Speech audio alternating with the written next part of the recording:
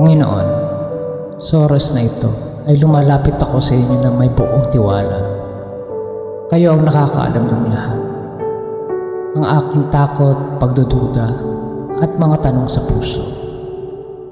Pinagkakalob ko sa inyo ang aking plano at hinaharap.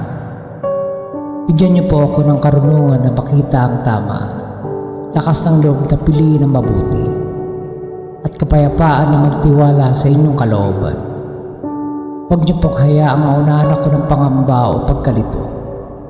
Gabayan ninyo ang aking isip, aking hakbang, at bawat desisyon na aking gagawin. Kung ano man ang landas na para sa akin, buksan niyo po ito, at kung hindi, isara niyo ng malinaw na tanda upang ako hindi maligaw. Ituwid niyo po ang aking puso upang ang aking pagpili ay hindi lamang para sa aking ikabubuti, kundi para sa akin, sa inyong kalulatian. Maraming salamat, Panginoon, sa inyong patuloy na paggabay. Niaalay ko sa inyo ang lahat. Amen.